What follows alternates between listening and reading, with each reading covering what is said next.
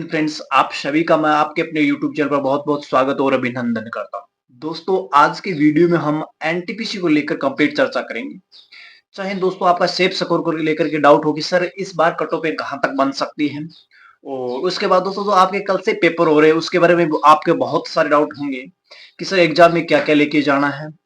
कौन से डॉक्यूमेंट साथ में रखने हैं एंट्री के टाइम, और उसके अलावा दोस्तों फोटो है वो किस शेप की किस साइज की होनी चाहिए। इसके अलावा कौन सा आईडी कार्ड आपका वैलिड होगा, कौन से आईडी कार्ड की वजह से आपको बाहर किया जा सकता है, ये सारी चीजें। इसके अलावा भी दोस्तों ये भी चर्चा करेंगे कि आपको इस बार क्या टारगेट लेके चलना है, क्योंकि दोस्तों आप पिछले बार की भी जैसे 2 से 3 भर्ती कट ऑफ देखोगे तो वहां से आपको एक मोटा मोटी आइडिया जरूर लग जाएगा। लेकिन मैं इस वीडियो में आपको एक सेफ स्कोर जरूर बताऊंगा। अगर उसके आसपास भी आपका स्कोर रहेगा तो आपकी बहुत अच्छी संभावनाएं हैं सिलेक्शन होने की। तो जो भाई इस वीडियो को देख रहे हैं उनका सिलेक्शन मैं उम्मीद कर रहा हूँ जरूर होगा, क्योंकि उन्होंने सीरियस होकर के अपनी पढ़ाई की होगी, और जिसने पढ़ाई की है उसका सिलेक्शन ना हो ये हो नहीं सकता। और दोस्तों आपसे एक ही रिक्वेस्ट रहेगी कि अगर आप फर्स्ट टाइम आ रहे हैं तो जरूर जुड़िएगा, क्योंकि दोस्तों डी ग्रुप, जिसे ग्रुप डी आरआरसी कहते हैं, आरआरसी ग्रुप डी, वो भर्ती दोस्तों आपको पता है कि आज से 2 से 3 महीने के बाद होने वाली है। तो उसकी मैथ और रीजनिंग का जो कंटेंट है, या मैथ और रीजनिंग में जितनी चीजें पढ़नी चाहिए वो सभी की सभी मैं कोशिश करूंगा कि इसी चैनल पे हम बहुत जल्दी मैथ्स और रीजनिंग की क्लासेस लेके आएंगे, जिसमें हम कंप्लीट मैथ दोस्तों भर्ती से पहले पहले कंप्लीट मैथ पढ़ा दूंगा। और दोस्तों बहुत जल्दी कोशिश करूंगा कि जैसे ही अपना ये एनटीपीसी का एग्जाम स्टार्ट होगा कल से या 5 तारीख से, तो 6-7 तारीख जो 5 को पेपर होगा, 6 को जो इनके गणित के पेपर आएंगे, तो दोस्तों हम उन पेपर को जो प्रश्न आएंगे वो हूबहू तो नहीं दिखा पाएंगे, नहीं करवा पाएंगे, लेकिन उनमें जो कॉन्सेप्ट होंगे वो आपको दूसरे प्रश्नों के माध्यम से वही कॉन्सेप्ट, इसका मतलब जो पेपर का एनालिसिस है हम पेपर के फॉर्मेशन में नहीं करेंगे, लेकिन पेपर में जो कॉन्सेप्ट आ रहे हैं वो सब कॉन्सेप्ट मैं आपको दूसरे प्रश्नों के माध्यम से समझा दूंगा। तो दोस्तों क्या है कि हम पहले एक दिन का नहीं, 5, 6, 7 दोस्तों 3 दिन का, 5 तारीख का, 6 तारीख का और 7 तारीख का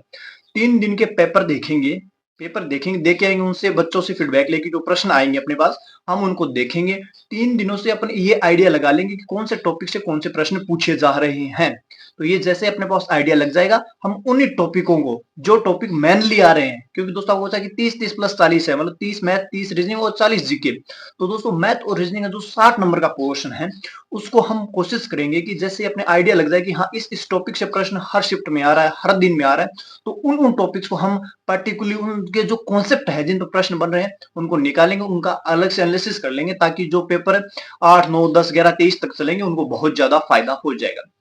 तो दोस्तों ये तो अपनी स्ट्रेटेजी रहेगी, हम पढ़ेंगे ही पढ़ेंगे, जस्ट डी ग्रुप हो उसकी मैथ रीजनिंग कंप्लीट करेंगे इसी चैनल पर, क्योंकि उसके लिए अपने पास प्रॉपर टाइम है।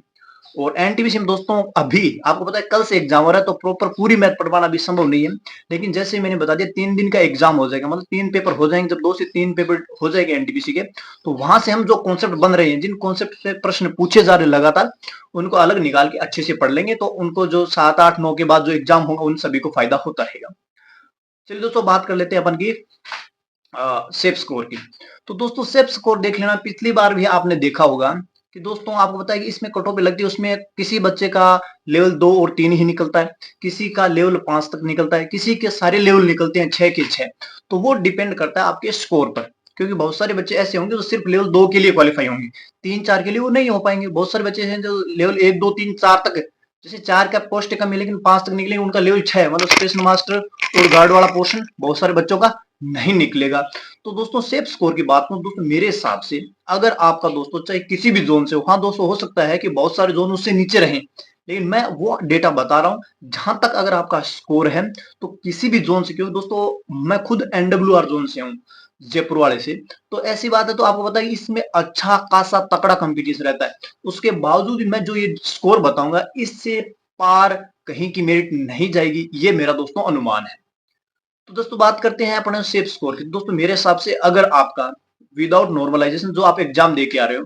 वहां दोस्तों अगर आपका 65 से 68 प्रश्न सही बच रहे हैं, दोस्तों फिर बोल रहा हूँ 65 से लेकर अगर 68 प्रश्न है,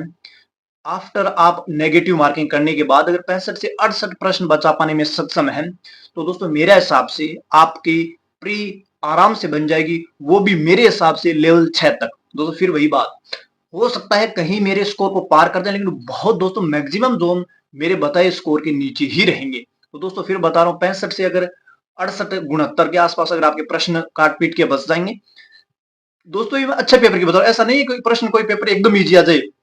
तो हो सकता है भाई आंकड़ा ये जो आंकड़ा बता रहा हूँ मैं 65-68 ये 72-73 का चला जाए, लेकिन दोस्तों ऑन एवरेज ठीक ठाक पेपर, हार्ड भी नहीं बता दोस्तों, हार्ड में हो सकता है कि 62 वाला भी बहुत अच्छा स्कोर हो, लेकिन ऑन एवरेज बात करूं तो मैं 65 से 68 प्रश्न आप अगर आपके बनेंगे तो इस बार दोस्तों मेरे हिसाब से आपका प्री आराम से निकल जाएगा। और दोस्तों आप सभी अगर तैयारी कर रहे हैं तो जरूर निकलेगा, क्योंकि तैयारी करने वालों का ही निकलेगा। फिर दोस्तों ये बात हो जाए शेप स्कोर, दोस्तों आंसर की आपको जैसे ही अपना एग्जाम कंप्लीट होगा 23, तो 2-3 अभी टाइम नहीं लग रहा ज्यादा, तो 3-4 दिन में आपके आंसर किया जाएगा। इसके बाद दोस्तों आपको पता है मेंस भी होना है, और दोस्तों आपको पता है कि लगभग मेरे हिसाब से ये लोग 15 गुना पास करते हैं मेंस के लिए, कि 15 गुना इसमें अपीयर होंगे, तो 15 गुना में अगर आपको आना है तो दोस्तों आपको उम्मीद करते हैं कि पढ़ाई की होगी तभी आपका सिलेक्शन होगा, क्योंकि आज सिर्फ और सिर्फ आज के बेसिस पर आप अपना सिलेक्शन मत मान के चलना। अगर आप इतने दिनों से पढ़ रहे हो दोस्तों तो आपके सिलेक्शन को कोई रोकने वाला है ही नहीं। और दोस्तों मेंस की स्ट्रेटजी मैं आपके साथ जरूर लेके आऊं, जैसे आपका प्री कंप्लीट हो जाएगा उसके बाद हम मेंस में जो दोस्तों आपको पता है कि 35+35+50 हो जाता है, 35 रीजनिंग, 35 मैथ और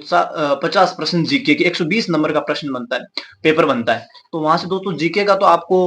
अलग अलग सब्जेक्ट वाइज पढ़ना ही पड़ेगा, लेकिन मैथ और रीजनिंग दोस्तों फिर वही बात, इस चैनल का घूम फिर के मेन टारगेट रहेगा कि आपकी मैथ और रीजनिंग पर जो कमांड है उसको बहुत अच्छा बना दूं मैं। और दोस्तों मैथ तो स्पेशली मैं आपका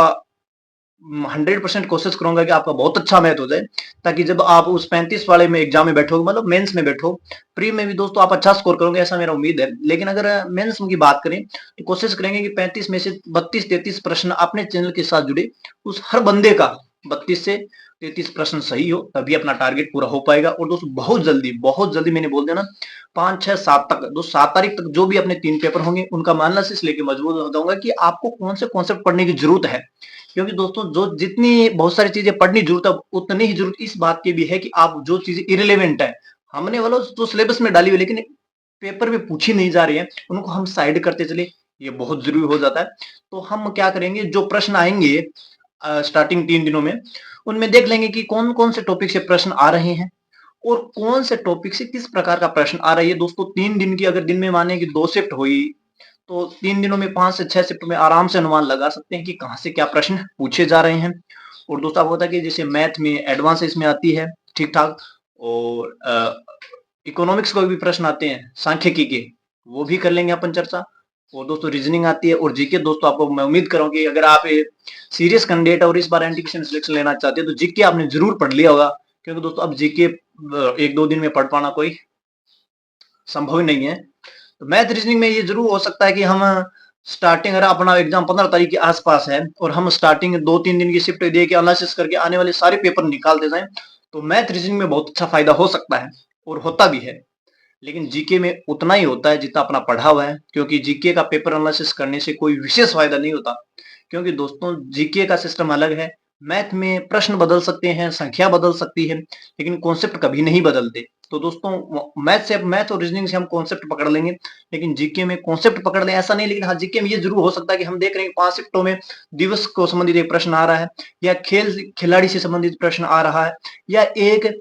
कोई मंत्री पूछा जा रहा है हर एग्जाम, तो अपन ये पैटर्न जरूर पढ़ सकते हैं। हाँ पिछली 5 पारियों में हर पारी में एक मंत्री या मंत्रालय पूछा गया, तो हम अनुमान लगा सकते हैं कि आने वाले पेपर में भी उसकी अच्छी संभावना है, उतना अनुमान जरूर लगा सकते हैं जीके में। लेकिन उसके लिए भी आपको प्रॉपर चीजें सीक्वेंस में देखनी पड़ेगी। और दोस्तों इसके अलावा आपको फोटो वगैरह सब साथ में लेके जाने हैं, एडमिट कार्ड हो गया, और कोई विशेष चीज वैसे भी नहीं। और हाथ पांव कान में कुछ भी डाल के मत जाना, मतलब जैसे हाथों में लोग वाग रिंग वांगर वो कान में डालते हैं वो वाली नहीं डाल के जानी, वरना वहां निकालनी पड़ेगी, बस इतना ही।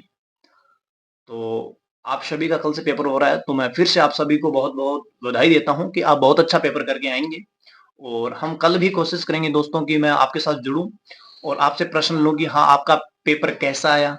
इसके अलावा आपके पेपर में प्रश्न कैसे आ रहे हैं, तो सबसे बड़ी चीज यही होगी, कोशिश करेंगे लाइव जुड़े, और लाइव जुड़ के कुछ 1-2 घंटा लाइव करके जो प्रश्न है बच्चों के, बच्चे जुड़े और वो बताए कि हाँ सर हमारे पेपर में ये प्रश्न आ रहे हैं इस टाइप के, तो हमें आइडिया लग जाएगा पहले दिन से भी कुछ कि क्या क्या चीजें पूछी जा रही है। और जैसे जैसे 2-3 दिन में अपन 5-7 शिफ्ट देख लेंगे तो वहां से मेनली आइडिया लगा लेंगे।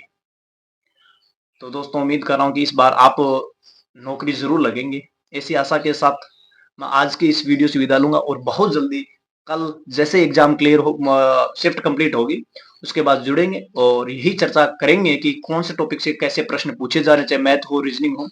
और जीके जीएस की भी चर्चा करेंगे। लेकिन दोस्तों बचे हुए समय में फिर बोलो जीके जीएस पर कमांड बना पाना संभव नहीं है, लेकिन मैथ रीजनिंग में आप 5 शिफ्ट से ये आइडिया लगा सकते हो कि कौन से टॉपिक से किस प्रकार के प्रश्न पूछे जा रहे हैं। चलिए दोस्तों मिलते हैं नेक्स्ट वीडियो में, तब तक जय हिंद, जय भारत।